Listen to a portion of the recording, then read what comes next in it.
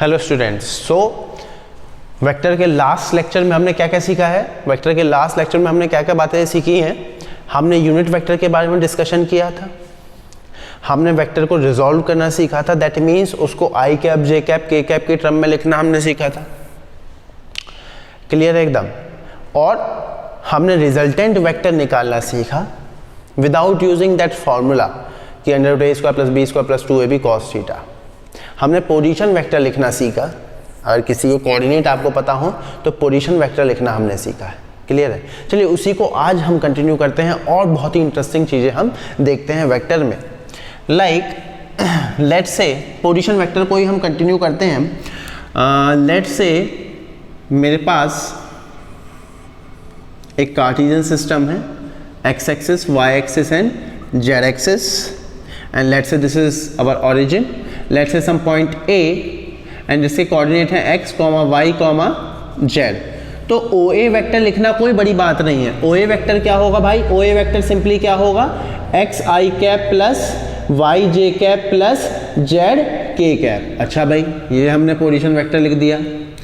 अब OA बता क्या रहा है बेसिकली, क्यों कहते हैं इसे पोजीशन वेक्टर? लास्ट क्लास में मैंने डिस्कस कर दिया था। क्यों? क्योंकि ये क्या बता रहा है? OA क्या बता रहा है? Position of a particle which is at A, जिसके कोऑर्डिनेट क्या है? x y z। पोजीशन बता रहा है फ्रॉम ऑरिजिन। कहां से? From origin. ऑरिजिन से A पार्टिकल की वो पोजीशन बता रहा है। ऑरिजिन से वो A पार्टिकल की पोजीशन बता रहा है, इसलिए इसको क्या बोला गया? Position vector. और ध्यान रखना, फिजिक्स में सिंबल्स में जस्ट आपको डिस्क्राइब कर रहा हूं। फिजिक्स में जो पोजीशन वेक्टर डिनोट करते हैं वो किससे डिनोट करते हैं? आर वेक्टर से। तो आर क्या होगा? Position vector. तो सिंपली इसको क्या लिख दूंगा मैं? X I cap plus Y J cap plus Z K cap. क्या मेरी बात समझ में आ रही है? और बेसिक बातें देखते हैं। मान लो अगेन मैंने अपना कार्टेशियन सिस्टम लिया, लेट्स से लाइक दिस। ये सिंपल जेड एक्सिस, ये एक्स एक्सिस, ये वाई एक्सिस, ये अपना ऑरिजिन। लेट्स से किसी भी एक टाइम पर पार्टिकल था ए पॉइंट पर, जिसके कोऑर्डिनेट थे let's say x1, y1, z1। क्या मेरी बात समझ में आ रही? इसका पोजीशन वेक्टर लिखना कोई बड़ी बात नहीं है। मान लो थोड़ी देर बाद पार्टिकल A से चल करके B पर चला गया और B के कोऑर्डिनेट कितने हैं? लेट्स से x2, y2 और z2। तो इसका पोजीशन वेक्टर लिखना भी कोई बड़ी बात नहीं है, वो भी वेक्टर। लेट्स से इसको हम मान लेते हैं इनिशियल पॉइंट, इसको हम मान लेते हैं इनिशियल पॉइंट और इसको हम मान लेते हैं फाइनल पॉइंट। तो सिंपली हम क्या बोल सकते हैं? R1 क्या हो गया? इनिशियल पोजीशन वेक्टर, और R2 क्या हो गया? Final position vector. और R1 और R2 लिखना कोई बड़ी बात नहीं है। R1 वेक्टर को क्या लिखा जाएगा? x1 i cap plus y1 j cap plus z1 k cap. और R2 वेक्टर को क्या लिखा जाएगा? x2 i cap plus y2 j cap plus z2 k cap. क्या मेरी बात समझ में आ रही है? ये हमने पोजीशन वेक्टर लिख दिए। सिंपल हमने पोजीशन वेक्टर लिख दिया। ये इनिशियल पोजीशन वेक्टर हो गए, फाइनल पोजीशन वेक्टर हो गया। ग्राफिकल रिप्रेजेंटेशन कुछ इस तरह से, अगर आप बहुत ध्यान से देखोगे पार्टिकल A से B तक गया है तो AB को हम बोलते हैं डिस्प्लेसमेंट वेक्टर। और ये बात मैं वेक्टर्स में पढ़ा चुका हूं कि vectors are nothing, they are just the displacement effect. तो AB को क्या बोलेंगे हम? Displacement vector. वो क्या होगा? Final position vector minus initial position vector, basically change. और इसको हम किससे डिनोट करते हैं? डेल्टा आर से। किससे डिनोट करते हैं हम? डेल्टा आर से। तो देखिए दो चीजें मैंने आपको सिखाई। Position vector, let's say initial position vector, final position vector R1 R2, और डेल्टा आर क्या हो गया? अपना डिस्प्लेसमेंट वेक्टर। डेल्टा आर निकालना कोई बड़ी बात नहीं है। डेल्टा आर कैसे निकालते हैं? चेंज कैसे निकालते हैं? हमेशा चेंज कैसे निकाला जाता है? Final minus initial, that means R2 minus R1। अगर कोई कहेगा सर ये कैसे आया? ऑल्दो ये फॉर्मूला है, ये चेंज ऐसे निकालते हैं, लेकिन हम triangular law of vector addition जानते हैं। यहां पर triangular law of vector addition लगाइए इस ट्रायंगल में। Triangular law of vector addition क्या कहता है कि भाई एक ट्रायंगल में अगर एक ट्रायंगल की दो साइड दो वेक्टर रिप्रेजेंट कर रहे हो सेम ऑर्डर से, तो उस ट्रायंगल की थर्ड साइड रिजल्टेंट होती है उन दो वेक्टर का, बट इन अपोजिट ऑर्डर। देखिए सेम ऑर्डर के दो वेक्टर ढूंढिए, वो क्या होंगे? देखिए सिंपली R1 और delta R. That means equation क्या बनेगी? R1 vector plus delta R vector will be equals to what? R2 vector. देखिए वही आ गया। R1 vector plus delta R vector बराबर R2 वेक्टर, तो डेल्टा R देखिए यही आ जाएगा। अब सिंपली हम यहाँ पे उठा के वैल्यू पुट करेंगे तो क्या आ जाएगा, R2 माइनस R1 करेंगे तो देखिए आई कैप को आई कैप के साथ सॉल्व, जे कैप को जे कैप के साथ और के कैप को के कैप के साथ। ये तो कॉमन सेंस है, नॉर्मल सी बात है यार। एक्स को एक्स के साथ ही सॉल्व करोगे, वाई को वाई के साथ ही और जेड को जेड के साथ ही सॉल्व करोगे। तो सिंपली क्या आ जाएगा जब आप वैल्यू पुट करोगे भाई, x2 minus x1 i cap plus y2 minus y1 j cap plus z2 minus z1 k cap. और यही क्या होता है भाई, चेंज। यही क्या होता है, चेंज। तो सिंपली डेल्टा आर वेक्टर क्या बन गया भाई, delta X I cap plus delta Y J cap plus delta Z K cap. क्या मेरी बात समझ में आ रही है? So this is the expression of displacement vector. Delta X क्या हो गया, change in the coordinate of X. Delta Y क्या हो गया, change in Y coordinate. Delta Z क्या हो गया, चेंज इन जेड कोऑर्डिनेट। अगर मान लो कोई आपसे पूछ लेगा change is very very small, that means differential change निकालना है, तो आपको मालूम है डेल किस में कन्वर्ट हो जाता है, डी में। तो सिंपली क्या बन जाएगा, डी आर वेक्टर बराबर D x I cap plus D Y J cap plus D Z K cap. Kinematics में बहुत यूज होगा ये, इस बात को आप समझिएगा जरा चीज़ों को। तो ये कंसेप्ट हो गया पोजीशन वेक्टर और डिस्प्लेसमेंट वेक्टर का। इसको आप नोट कीजिए अच्छे से, इसको नोट कीजिए स्क्रीन पॉज करके।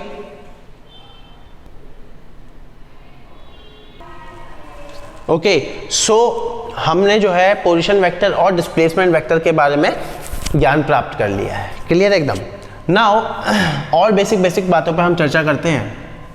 लेट से आपके पास इस तरीके के क्वेश्चन दिखाई जा सकते हैं। लेट से ए वेक्टर बराबर 2i cap plus 3j cap plus के कैप, वेक्टर बी बराबर लेट से i cap plus 2j cap plus 3k cap. Simply वो आपसे पूछ रहा है लेट से a प्लस बी, लेट से सिंपली वो आपसे पूछ रहा है a प्लस बी।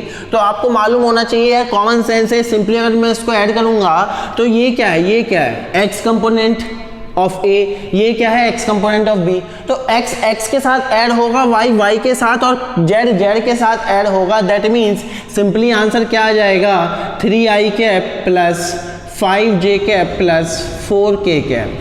क्या मेरी बात समझ में आ रही है? अगर कोई आपसे पूछ ले लेट से a माइनस बी, देखिए सब्ट्रैक्शन मैंने आपको सिखाया नहीं है, जस्ट अभी इसके बारे में बात कर लेंगे। लेट से आपसे कोई पूछ ले a माइनस बी, तो क्या होगा भाई, सिंपली माइनस कर दो। 2 माइनस 1 लेट से i कैप, 3 माइनस 2 लेट से j कैप, 1 माइनस 3 लेट से माइनस 2 k कैप। क्या मेरी बात समझ में आ रही है? इस तरीके से हम चीज़ें कर सकते हैं। क्लियर है एकदम। लेट से वो ये भी पूछ सकता है आपसे, वो ये भी पूछ सकता है आपसे लेट से a vector plus of 2b vector, ये भी पूछ सकता है। ऐसे बेसिक क्वेश्चन आ सकते हैं। तो पहले आप 2b वेक्टर निकालो। 2b वेक्टर का क्या मतलब है, जो b वेक्टर है आपने उसको क्या कर दिया है, एक स्केलर नंबर से मल्टीप्लाई कर दिया है। तो ये तो मैं सिखा चुका हूँ आपको, एक स्केलर नंबर से मल्टीप्लाई कर दिया, इसको 2 से सिंपली मल्टीप्लाई कर दो। इसको अगर मैं 2 से सिंपली मल्टीप्लाई कर दूंगा तो 2b वेक्टर सिंपली क्या आ जाएगा, इसको 2 से मल्टीप्लाई कर दो, क्या आ जाएगा, 2i cap plus 4j cap plus 6k cap. Simple. और इसको उठा के आप सॉल्व कर दो। क्या मेरी बात समझ में आ रही? तो इस तरीके की बेसिक प्रॉब्लम आपको देख सकते हैं, वो आप कर सकते हो। क्या मेरी बात समझ में आ रही? क्लियर एकदम। आगे बढ़ते हैं भाई, इसको नोट कर लेना, आगे बढ़ते हैं भाई। अच्छा, अब मैंने आपसे कहा कि यार बेसिकली एडिशन ही होता है, मेन चीज होती है एडिशन ऑफ 2 वेक्टर्स। अब जो सब्ट्रैक्शन ऑफ वेक्टर है वो कुछ नहीं है, आप समझना, वो कुछ नहीं है। अगर आपको बेसिक सेंस मालूम है, जस्ट लाइक हम parallelogram law of vector addition की बात कर लेते हैं। लेट्स से एक वेक्टर है a और एक वेक्टर है b और दोनों के बीच में एंगल क्या है, लेट्स से थीटा। तो उन दोनों का रिजल्टेंट कहीं इसके बीच में से जाएगा r वेक्टर, वो किसके बराबर होता है भाई, a vector plus b vector. और अगर मान लो r वेक्टर का मैग्नीट्यूड मुझे निकालना हो तो ये फॉर्मूला हमने ड्राइव कर लिया, वो क्या आएगा, a का मैग्नीट्यूड का स्क्वायर प्लस b का मैग्नीट्यूड का स्क्वायर प्लस 2a का मैग्नीट्यूड b का मैग्नीट्यूड कॉस थीटा। यहाँ पर a और b क्या है, a वेक्टर का मैग्नीट्यूड और b वेक्टर का मैग्नीट्यूड, इस बात को ध्यान रखना, मैग्नीट्यूड। क्या मेरी बात समझ में आ रही है? Where theta is the angle between a and b। अब मान लो कोई आपसे पूछ ले कि भाई ये बताओ लेट से कुछ और r डैश वेक्टर, वो है लेट से a minus b, subtraction of 2 vector. देखिए कुछ नहीं होता सब्ट्रैक्शन, बताइए क्या मैं इसको ऐसे लिख सकता हूँ, a vector plus of minus b vector. हाँ भाई लिख सकता हूँ। अब इसको जरा फील करो, इसको जरा समझो। इसका मतलब क्या है, इसको मतलब समझो, इसका मतलब समझो। मैं इसको थोड़ा सा और बड़ा करके लिख देता हूँ। लेट्स से आर वेक्टर बराबर ए वेक्टर प्लस बी वेक्टर, इसको जरा समझो, इसका मतलब क्या है।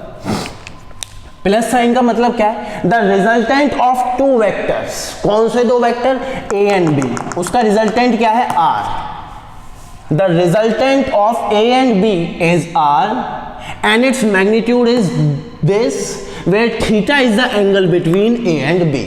समझ लेना, क्या मेरी बात समझ में, मतलब कि इस स्टेटमेंट में, इस इक्वेशन में अगर हमें रिजल्टेंट का मैग्नीट्यूड निकालना है तो मुझे किसके बीच में एंगल पता होना चाहिए, जिन दो वेक्टर्स का मुझे मैग्नीट्यूड निकालना है। अच्छा भाई, प्लस साइन का मतलब होता है रिजल्टेंट। यहाँ पे आया भाई a माइनस बी को मैंने ऐसे लिख दिया भाई। अब अगर आप बहुत ध्यान से देखो, प्लस साइन आ गया ना तो रिजल्टेंट आ गया। अब हमें रिजल्टेंट किसका निकालना है, ये क्या बता रहा है हमें, रिजल्टेंट, ये हमें क्या बता रहा है, रिजल्टेंट। रिजल्टेंट किसका निकालना है, ए का और माइनस बी का।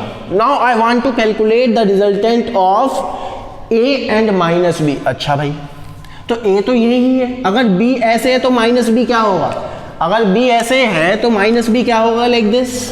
ये तो सभी जानते हैं, नेगेटिव वेक्टर मैंने लिखाना सिखा दिया था।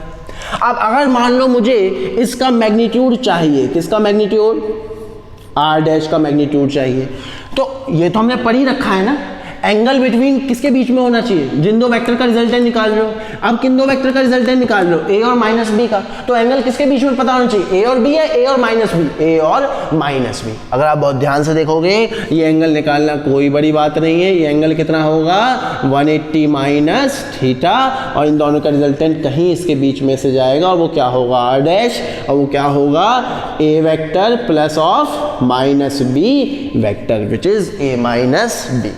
तो सब्ट्रैक्शन कुछ नहीं है, बेसिकली ये एडिशन ही है।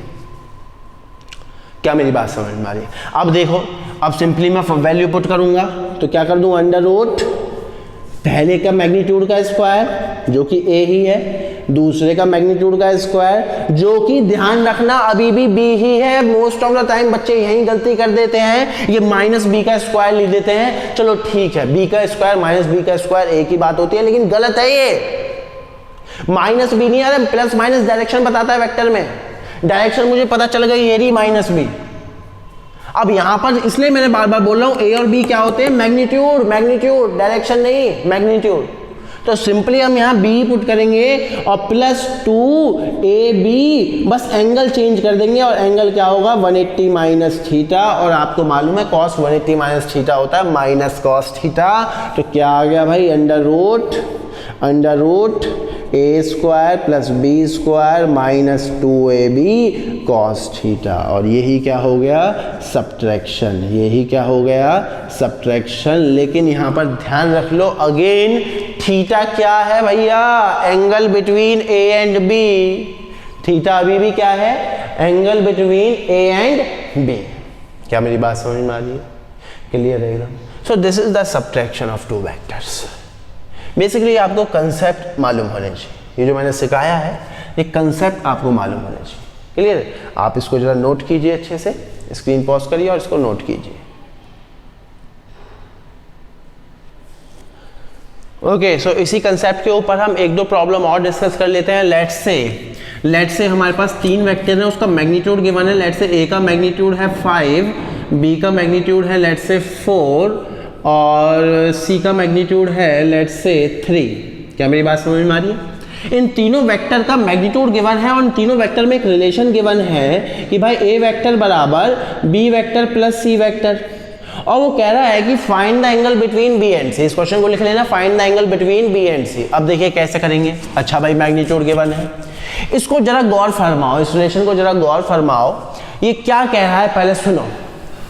बी और सी दो वेक्टर हैं, उन दोनों का रिजल्टेंट है ए। बी और सी दो वेक्टर हैं, उन दोनों का रिजल्टेंट है ए, और मुझे बी और सी के बीच में एंगल निकालना है। तो देखिए मुझे एक रिलेशन मालूम है, वो कॉस थीटा वाला, मैग्नीट्यूड का, रिजल्टेंट के मैग्नीट्यूड का जो फॉर्मूला है उसमें कॉस थीटा आता है, where theta is the angle between two vector. अब अगर आप बहुत ध्यान से देखोगे, अगर मान लो मैं इस इक्वालिटी के दोनों साइड, इस इक्वालिटी के दोनों साइड मैग्नीट्यूड लगा दूं तो मैं कर सकता हूं, इस तरह के ऑपरेशंस मैं कर सकता हूं।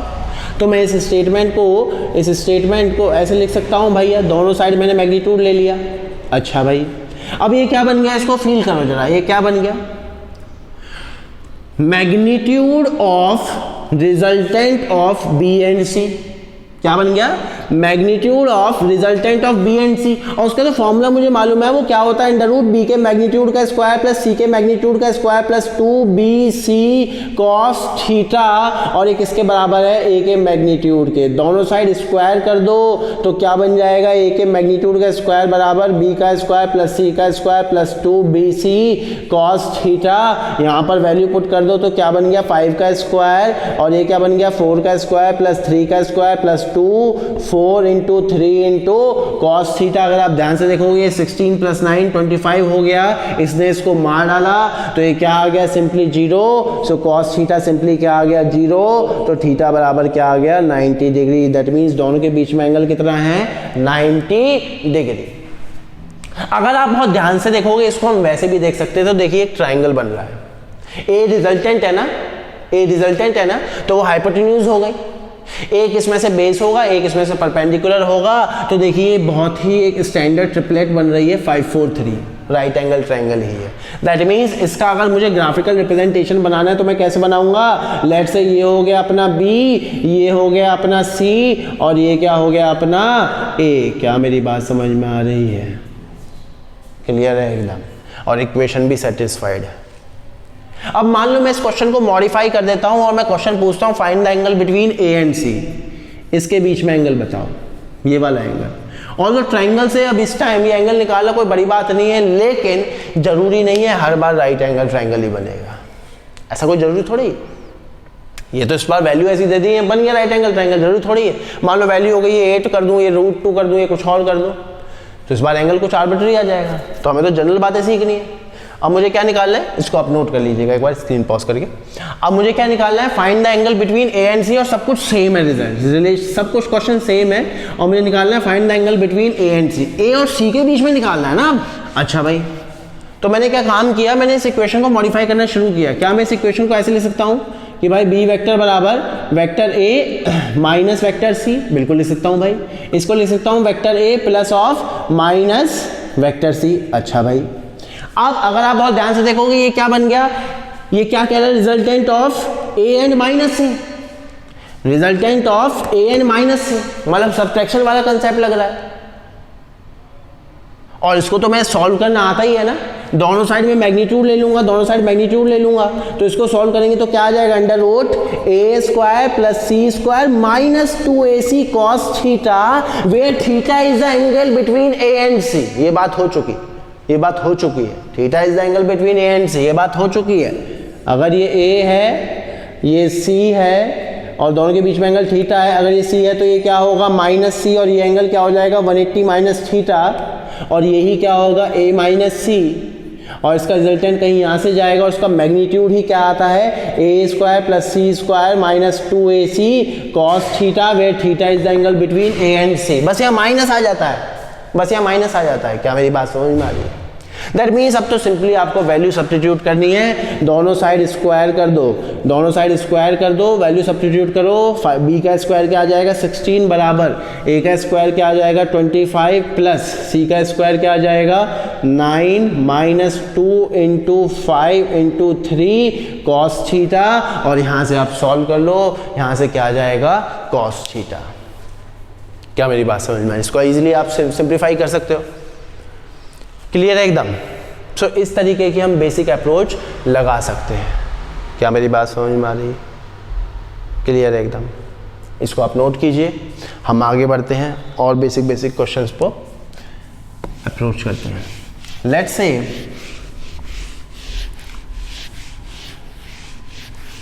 से एक और क्वेश्चन हम देखते हैं, रिजल्टेंट निकालना सीखते हैं अभी, और प्रैक्टिस करेंगे जितना आ जाएगा। Let's say this is X axis, this is Y axis, और ओरिजिन पे 3 फोर्स लग रही हैं। फोर्स मतलब वेक्टर लग रहा है, क्लियर है। हमें तो रिजल्टेंट वेक्टर निकालना है, मैंने फोर्स बोल दिया because force is also a vector quantity. Let's say this is 5 Newton and this angle is let's say 37 degree. नीचे की तरफ एक फोर्स एक्ट कर दी है, let's say this force is let's say 10 Newton. यहाँ पर एक फोर्स एक्ट कर रही है, let's say this is 5√2 Newton and this angle is 45 degree, और क्वेश्चन पूछा रहा है find the resultant of all three forces, इन तीनों फोर्सेस का रिजल्टेंट निकालना है। अच्छा भाई, इन तीनों फोर्सेस का हमें रिजल्टेंट निकालना है। अब कैसे करेंगे भाई? अब अगर आप बहुत ध्यान से देखो, आप फॉर्मूले को रट्टाफिकेशन मारोगे, आपने फॉर्मूला रट रखा है कि यार इन दोनों का रिजल्टेंट मैं निकाल लेता हूँ, इसके बीच में एंगल मुझे पता चल जाएगा। एंगल तो पता चल जाएगा लेकिन उसका कॉस नहीं निकल पाएगा यार, आर्बिट्री एंगल आएगा कोई। रट्टाफिकेशन मत करो, मैं कह रहा हूँ रिजॉल्व करना वेक्टर। मैं कह रहा हूँ वेक्टर्स की जब भी प्रॉब्लम आए तो एटलीस्ट एक बार आपके दिमाग में रेजोल्यूशन ऑफ वेक्टर क्लिक करना चाहिए, भले ही उससे प्रॉब्लम सॉल्व हो या ना हो। एक बार आप ये जरूर ट्राई करो कि यार इसको रिजॉल्व करके देखें क्या। रिजॉल्व करना बहुत ही ईजी हो जाता है चीज़। जस्ट लाइक अगर मान लो मैं इसको रिजॉल्व करूंगा तो इसके दो कंपोनेंट में कर दूंगा। अगर आप बहुत ध्यान से देखो, रिजॉल्व में मैं हमेशा एक ही काम कर रहा हूँ, एक ट्रायंगल बनता है, ट्रायंगल का बेस और परपेंडिकुलर निकालता हूँ, मैं हर बार एक ही काम कर रहा हूँ। तो ये जो हाइपोटेन्यूज है 5 न्यूटन, इसको मैंने रिजॉल्व किया उसके बेस और परपेंडिकुलर कंपोनेंट में। तो बेस कंपोनेंट क्या हो जाएगा भाई? ये which is 5 cos theta which is 5 into cos 37। और मैं पहले लिखवा चुका हूँ पहले लेक्चर में, cos 37 कितना होता है 4/5, तो कितना हो जाएगा 5 इंटू 4/5, तो कितना हो जाएगा ये 4 न्यूटन। और इसका परपेंडिकुलर कंपोनेंट, इसका परपेंडिकुलर कंपोनेंट कितना हो जाएगा भाई? परपेंडिकुलर कंपोनेंट कितना हो जाएगा 5 इंटू साइन 37, साइन 37 कितना होता है 3/5, तो कितना आ गया भाई ये 3 न्यूटन। दैट मीन्स अब आपने इस 5 न्यूटन को इसके दो कंपोनेंट में ब्रेक कर लिया। दैट मीन्स इसकी जगह ये दो या इन दोनों की जगह ये एक, बात तो एक ही है। या तो इन दोनों की स्टडी कर लो या फिर इस अकेले की स्टडी कर लो, बात तो एक ही है। क्यों? क्योंकि इन दोनों का रिजल्टेंट ये या फिर इसको रिजॉल्व करने के बाद ये। क्लियर है एकदम? अच्छा भाई, इसको तो रिजॉल्व करने की जरूरत नहीं है, वाई एक्सिस पे ही लग रहा है। इसको रिजॉल्व करेंगे तो अगेन इसके दो कंपोनेंट होंगे, बेस कंपोनेंट और परपेंडिकुलर कंपोनेंट। बेस कंपोनेंट तो ये वाला होगा भाई, बेस कंपोनेंट तो ये वाला होगा, वो क्या होगा 5 into cos 45, sorry 5√2 into cos 45। cos 45 कितना होता है 1/√2, तो क्या आ गया भाई ये 5 न्यूटन। अच्छा भाई, अब क्या करेंगे? ये क्या हो जाएगा इसका परपेंडिकुलर कंपोनेंट, ये क्या हो जाएगा इसका परपेंडिकुलर कंपोनेंट, वो कितना होगा 5√2 इंटू साइन 45। साइन 45 क्या होगा 1/√2, तो क्या आ गया ये सिंपली 5 न्यूटन। दैट मीन्स अब मैं इसको थोड़ा सा क्या कर लेता हूँ, मॉडिफिकेशन मैं इसमें कर लेता हूँ। क्या मेरी बात समझ में आ रही? Just for simplicity. चलिए, एक्स एक्सिस पर, पॉजिटिव एक्स एक्सिस पर सिर्फ एक ही फोर्स काम कर रही है, वो कितनी है 4 Newton away from in the right direction. Negative side में कितनी है 5 न्यूटन। Okay fine. नीचे की तरफ वाई एक्सिस में कितनी है 10 न्यूटन। Okay fine. ऊपर की तरफ वाई एक्सिस में कितनी है 3 + 5 विच इज 8 न्यूटन। इसको जब मैं और सिंप्लीफाई करूंगा तो देखिए एक्स एक्सिस पर नेट फोर्स कितनी हो गई, इधर 5 इधर 4, तो रिजल्टेंट क्या आएगा इधर की तरफ 1 न्यूटन। ऊपर 8 नीचे 10, तो रिजल्टेंट क्या आएगा नीचे की तरफ 2 न्यूटन। क्या मेरी बात समझ में आ रही है? अब अगर मान लो मुझे रिजल्टेंट फोर्स का वेक्टर फॉर्म लिखना है तो क्या आ जाएगा भाई माइनस आई कैप, माइनस साइन क्यों नेगेटिव डायरेक्शन में लिख रहा है, और -2j कैप। क्या मेरी बात समझ में आ रही है? So this is the vector form of the resultant of all these 3। Resultant निकालना कोई बड़ी बात नहीं, अभी निकाल दूंगा मैं, इसको पहले समझिए। -1 आई कैप मतलब कि एक्स कंपोनेंट का मैग्नीट्यूड कितना है 1 न्यूटन, और वो ऑरिजिन से किधर की तरफ लग रहा है नेगेटिव एक्स एक्सिस में। -2j कैप का क्या मतलब है, magnitude of Y component of resultant force is 2 newton, और वो ऑरिजिन से किधर लग रहा है डाउनवर्ड डायरेक्शन में, और इन दोनों का रिजल्टेंट कहीं यहाँ से जाएगा। दैट मीन्स अगर मान लो मुझे इसका रिजल्टेंट का मैग्नीट्यूड निकालना है, वो कोई बड़ी बात नहीं है। देखिए वो फॉर्मूला याद कीजिए, √a² + b² + 2ab cos theta है, तो दो वेक्टर ही जिसका मैग्नीट्यूड क्या है 1 और 2, जिसका मैग्नीट्यूड क्या है 1 और 2, और दोनों के बीच में एंगल कितना है 90 डिग्री। तो सिंपली मैं क्या कर दूंगा √1 का स्क्वायर + 2 का स्क्वायर + 2 1 × 2 × cos 90, और cos 90 कितना होता है 0, तो सिंपली क्या हो गया √1 + 4 विच इज √5 न्यूटन। तो रिजल्टेंट क्या आ गया √5 न्यूटन, और डायरेक्शन क्या होगी इधर की तरफ। ध्यान रखना ये मैग्नीट्यूड होता है, इसका प्लस माइनस से कोई संबंध नहीं है, प्लस माइनस बस डायरेक्शन बता रहा है। क्या मेरी बात समझ में आ रही? क्लियर है एकदम। सो इस तरीके से हम देखिए कितनी भी टिपिकल प्रॉब्लम हो उसको हम सॉल्व कर सकते हैं। क्या मेरी बात समझ में आ रही है? क्लियर है एकदम। सो अगर आप बहुत ध्यान से देखोगे तो हमने एक और चीज़ सीख ली है, हमने एक और, या फिर एक काम करिए, इसको आप नोट कीजिए, इसको आप नोट कीजिए पहले।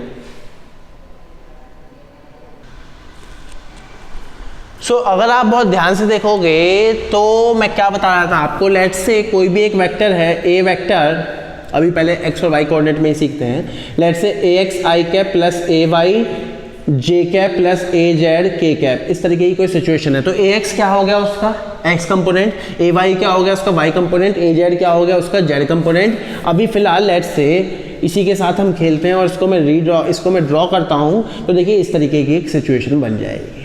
ये एक प्लेन में है, इसका एक्स कंपोनेंट क्या हो गया ए एक्स आई कैप और इसका वाई कंपोनेंट क्या हो गया ए वाई जे कैप। क्या मेरी बात समझ में आ रही? इसको मैंने ड्रॉ कर दिया, ये देखिए ए एक्स आई कैप इसको ड्रॉ किया, ए वाई जे कैप इसको ड्रॉ किया, और उसके बाद इन दोनों के रिजल्टेंट को मैंने ड्रॉ कर दिया। क्या मेरी बात समझ में आ रही है? अब मान लो मुझे इसका मैग्नीट्यूड निकालना है, वेक्टर फॉर्म में तो मैंने ड्रॉ कर दिया, मैग्नीट्यूड मुझे निकालना है। अब अगर आप बहुत ध्यान से देखोगे ये हैं तो दो वेक्टर ही, दोनों के बीच में एंगल कितना है 90 डिग्री। वो फॉर्मूला लगा दो, under root a square plus b square plus 2ab cos theta. फिलहाल यहाँ पे कॉस थीटा क्या हो जाएगा 0, क्योंकि थीटा क्या है 90 डिग्री। तो सिंपली इसका मैग्नीट्यूड कैसे निकल गया, अंडर रूट ए एक्स का स्क्वायर प्लस ए वाई का स्क्वायर। क्या मेरी बात समझ में आ रही है? इसको जनरलाइज कर दो, लेट्स से ए वेक्टर बराबर ए X I cap plus A Y J cap plus A Z K cap है, और मुझे इसका मैग्नीट्यूड निकालना है। अरे कोई बड़ी बात नहीं है, तीनों में ही एंगल 90 डिग्री है, तो क्या हो जाएगा सिंपली अंडर रूट ए एक्स का स्क्वायर प्लस ए वाई का स्क्वायर प्लस ए जेड का स्क्वायर। क्या मेरी बात समझ में आ रही है? क्लियर है एकदम।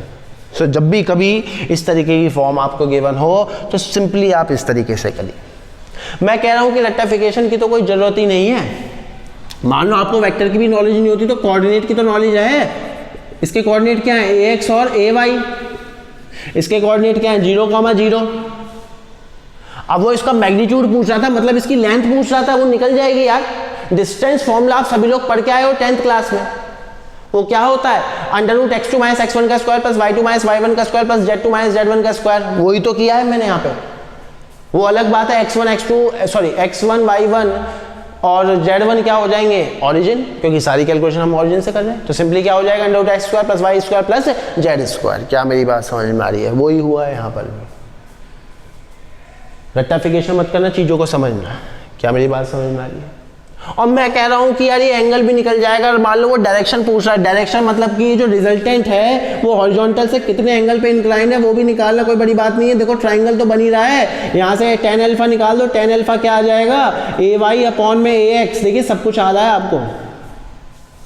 अल्फा क्या है angle of inclination of resultant of these two vector from the horizontal from the base, और वो निकल गया y कंपोनेंट अपॉन में x कंपोनेंट। इसको ध्यान रखना, बहुत जबरदस्त रिलेशन है। y कंपोनेंट अपॉन में x component, y component upon में x component, y component of the vector upon में x component of the vector, जिसकी डायरेक्शन आपको निकालनी है। क्योंकि देखिए वेक्टर में हम ट्राइंगल से ही खेल रहे हैं हर बार, आपको फील हो जाना चाहिए अभी तक। क्लियर है एकदम? क्या मेरी बात समझ में आ रही है? दैट मीन्स कहने का मतलब है, इसको मैं रब करता हूं, इसको आप नोट कर लीजिएगा।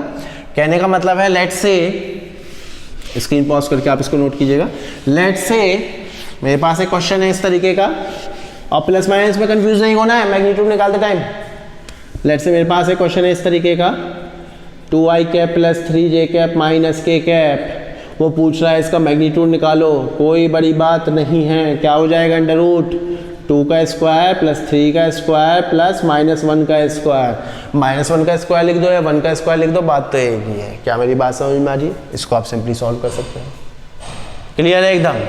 बहुत सारी सिचुएशन आ सकती है, अब आपके पास बहुत सारे क्वेश्चन आ सकते हैं। लेट्स से ए वेक्टर दे दिया 2i cap plus 3j cap plus k cap, b vector दे दिया i cap plus 2j cap minus k cap, और आपसे पूछ रहा है ए प्लस बी निकालो पहले तो सिंपली पहले प्लस कर दो और उसके बाद वो पूछ रहा है ए प्लस बी का मैग्नीट्यूड। सिंबल समझने हैं आपको, ये क्या है सिंपल, ए और बी को ऐड करवा रहा है सिंपली वो, और ये क्या है जब आप ए बी को ऐड कर दो उसका मैग्नीट्यूड भी निकालो।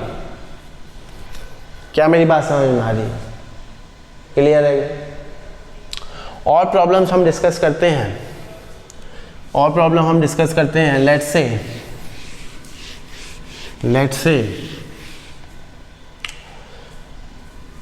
से उस फॉर्मूले का भी हम यूज़ कर लेते हैं। लेट्स से हमारे पास दो फोर्सेस हैं, लेट्स से दोनों का मैग्नीट्यूड सेम है, ये F, इसका मैग्नीट्यूड F है, इसका भी मैग्नीट्यूड F है, और यहाँ पे जो फिलहाल एंगल बन रहा है वो 60 डिग्री बन रहा है। वो पूछ रहा है क्वेश्चन आपसे find the resultant of these two forces. अब पॉइंट ये है find the resultant of these two forces. देखिए इसको दोनों तरीके से करते हैं, इसको रिजॉल्व भी कर सकता हूँ मैं और इसको डायरेक्ट फॉर्मूले से भी कर सकता हूँ। पहले डायरेक्ट फॉर्मूले से कर लेते हैं फिर रिजॉल्व करना सीख लेंगे। और आप बहुत ध्यान से देखोगे एंगल क्या होता है, एंगल कब लिया जाता है जब दोनों वेक्टर की टेल मिली हुई हो। अरे टेल थोड़ी ना मिली हुई है, लेकिन मुझे शिफ्टिंग प्रॉपर्टी तो मालूम है, मैं इस वेक्टर को शिफ्ट कर सकता हूँ, मैंने इसको आगे शिफ्ट कर लिया, इसका मैग्नीट्यूड F ही है। अब ये एंगल तो ये हुआ ना, और ये एंगल निकालना कोई बड़ी बात नहीं है, पूरा एंगल 120, ये पूरा एंगल 180 होगा, ये 60 डिग्री है, तो एंगल कितना हो गया 120 डिग्री।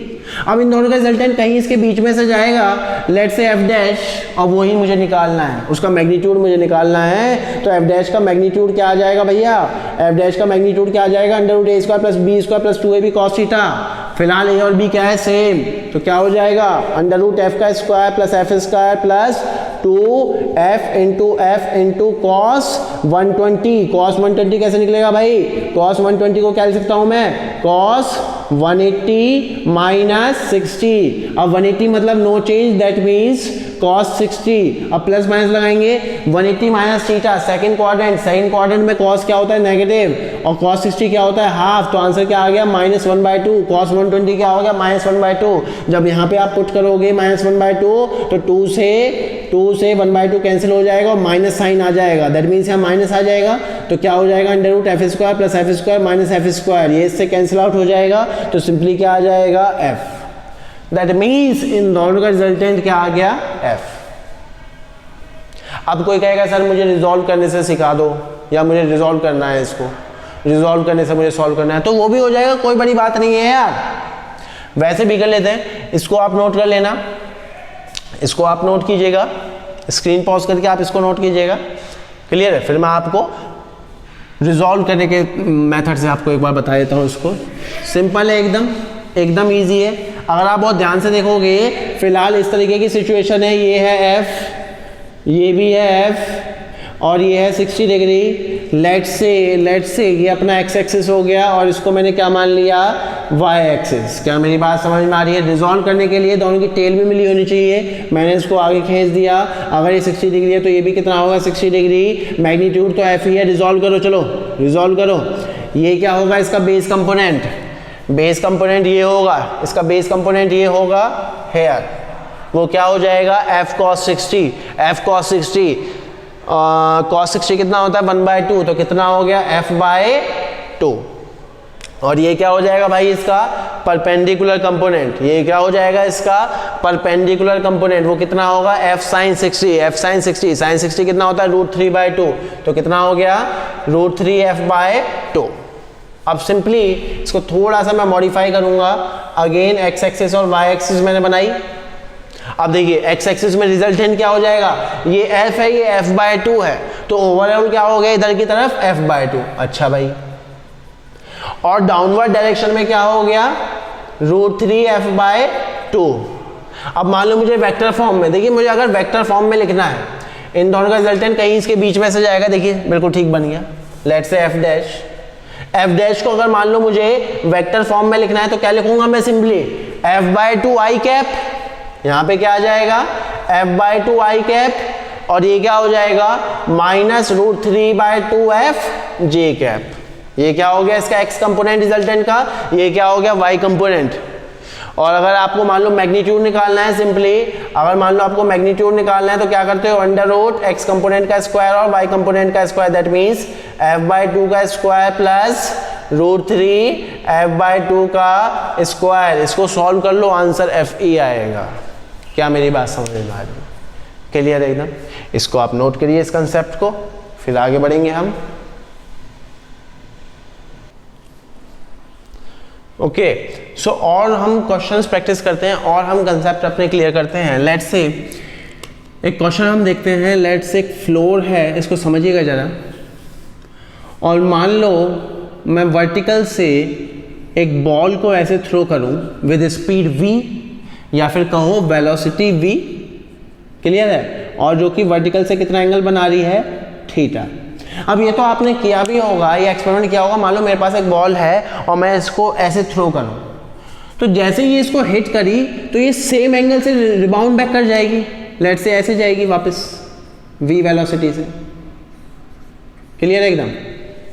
अब क्वेश्चन आपसे ये पूछ रहा था find the change in the velocity, velocity में चेंज कितना आया। देखिए बहुत अच्छा क्वेश्चन है, ऑल्दो काइनेमेटिक्स में इस तरीके की प्रॉब्लम भी होंगी, इसको सीखिए जरा। अच्छा भाई चेंज पूछ रहा है, मतलब v final minus v initial. अगर आप बहुत ध्यान से देखो, इनिशियल सिचुएशन तो ये है और फाइनल सिचुएशन ये है। अब देखिए चेंज पूछ रहा है तो x एक्सिस के लॉन्ग अलग होगा, y एक्सिस के लॉन्ग अलग होगा। और आप बात ध्यान से देखोगे, अगेन मैं कह रहा हूं कि जब भी वेक्टर की प्रॉब्लम आए तो एक बार आपके दिमाग में रिजोल्यूशन तो आना ही चाहिए। मैंने कहा कि यार मैं इसको रिजोल्व करके देखता हूं एक बार। अच्छा भाई, मैंने कहा कि यार एक बार इसको हम रिजोल्व करके तो देखते हैं। चलो भाई रिजोल्व करेंगे। ये जो v वेक्टर है, इनिशियल v वेक्टर है, वो इस तरीके से है, देखिए इसकी डायरेक्शन भी देखना। अब इसको हम रिजोल्व करेंगे तो एक ट्राइंगल बन गया। बेस कंपोनेंट ये होगा, बेस कंपोनेंट ये होगा, तो इस तरीके से बना दिया। अच्छा भाई, और बेस कंपोनेंट क्या होता है, कॉस, तो ये क्या हो गया, v cos थीटा। और परपेंडिकुलर कंपोनेंट ये होगा, परपेंडिकुलर कंपोनेंट ये होगा लाइक दिस, यहाँ पे बना देता हूँ, तो ये क्या हो गया, v sin थीटा। क्या मेरी बात समझ में आ रही है? देखिए इस वेलोसिटी वेक्टर को मैंने दो कंपोनेंट में ब्रेक कर लिया, उसके कॉस कंपोनेंट में और इसके साइन कंपोनेंट में, बेस कंपोनेंट में और परपेंडिकुलर कंपोनेंट में। क्या मेरी बात समझ में आ रही है? अब इसको जरा मैं वेक्टर फॉर्म में लिख देता हूँ। Let's say v initial vector form में लिखिए, x एक्सिस का कंपोनेंट लिखिए, कौन सी डायरेक्शन में जा रहा है, प्लस x एक्सिस में, तो क्या आ जाएगा ये भाई, v sin थीटा आई कैप। y कंपोनेंट देखिए किधर जा रहा है, नेगेटिव में, तो क्या आ जाएगा, minus v cos theta j cap. बहुत बढ़िया भाई, क्या मेरी बात समझ में आ रही है? मैंने इनिशियल वेलोसिटी वेक्टर को रिजॉल्व कर लिया। अच्छा भाई आगे बढ़ते हैं। अब जरा फाइनल वेलोसिटी वेक्टर पे चलिए। फाइनल वेलोसिटी वेक्टर ये है और ये एंगल थीटा है, ये एंगल क्या है, थीटा। सो अगेन इसके दो कंपोनेंट होंगे, अगेन इस वेलोसिटी वेक्टर के दो कंपोनेंट होंगे। तो ये क्या हो गया, इस बार डायरेक्शन देखना, ये क्या हो गया इस बार, बेस कंपोनेंट, तो ये क्या हो गया, सिंपली डायरेक्शन देखिए v cos थीटा, और ये क्या हो जाएगा, परपेंडिकुलर कंपोनेंट यहाँ पे बनाया, तो ये क्या हो गया, v sin थीटा।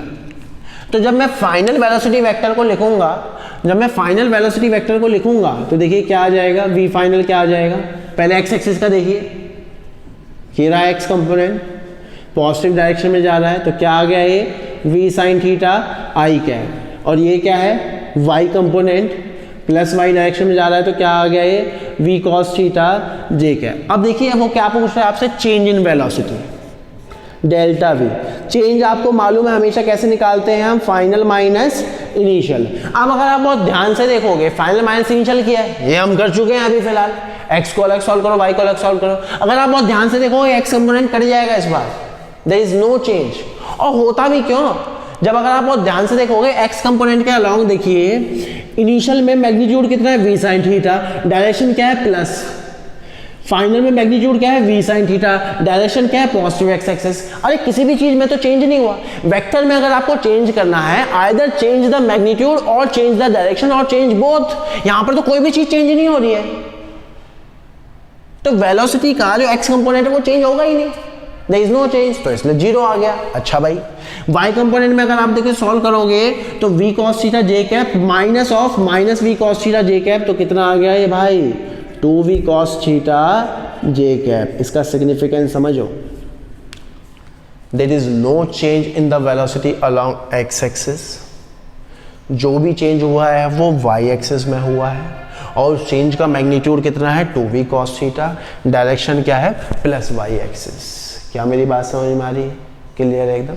इसको आप नोट कीजिए, इस कंसेप्ट को आप नोट कीजिए। ओके और हम बेसिक बातें डिस्कस करते हैं जरा यूनिट वेक्टर के बारे में। भाई यूनिट वेक्टर मैंने आपको बता रखा है, एक वेक्टर जिसका मैग्नीट्यूड क्या होता है 1 और उसका सिग्निफिकेंस क्या होता है, वो डायरेक्शन देता है। वो क्या देता है? डायरेक्शन। अब ध्यान रखना, हम किसी भी वेक्टर का यूनिट वेक्टर निकाल सकते हैं। कैसे? लेट्स से मैं एग्जांपल दे देता हूँ। लेट्स से ये वेक्टर है, एक वेक्टर है let's say 2i cap plus 3j cap plus k cap. इसका मैग्नीट्यूड क्या होगा? कोई बड़ी बात नहीं है, अंडर रूट 2 का स्क्वायर 4, 3 का स्क्वायर 9, 1 का स्क्वायर 1, तो कितना हो गया ये? Under root 14। अगर मान लो मुझे इस वेक्टर का यूनिट वेक्टर निकालना है ना, इस वेक्टर का यूनिट वेक्टर निकालना है, तो सिंपली आप क्या करो, उस वेक्टर को उसके मैग्नीट्यूड से डिवाइड कर दो और वही क्या होगा? उसका यूनिट वेक्टर। दैट मीन्स क्या फॉर्मूला बन गया यूनिट वेक्टर निकालने का? क्या फॉर्मूला बन गया? वेक्टर को उसके मैग्नीट्यूड से क्या कर दो? डिवाइड। वेक्टर को उसके मैग्नीट्यूड से क्या कर दो? डिवाइड। क्या मेरी बात समझ में आ रही है? क्लियर है? सिग्निफिकेंस क्या है अभी बात करते हैं। और क्यों ये यूनिट वेक्टर है? सिंपल है यार, इसका मैग्नीट्यूड 1 आना चाहिए ना। मैग्नीट्यूड निकालो जरा, ये तो एक स्केलर नंबर है, इसको ऐसे छोड़ दो। इसका मैग्नीट्यूड निकालोगे तो अगेन रूट 14 आएगा। रूट 14 अपॉन में रूट 14 1 हो गया। दैट मीन्स इसका मैग्नीट्यूड 1 है। दैट मीन्स किसी भी वेक्टर का अगर यूनिट वेक्टर निकालना है तो सिंपली उस वेक्टर को उसके मैग्नीट्यूड से आप क्या कर दो? डिवाइड। अब सिग्निफिकेंस जरा समझो, ये तो एक क्वेश्चन हो गया, सिग्निफिकेंस समझो। अच्छा एक बात बताओ, मान लो मेरे पास एक वेक्टर है, ए वेक्टर बराबर 2i cap plus j cap. Clear है एकदम? अब अगर मान लो मुझे इसको ड्रॉ करना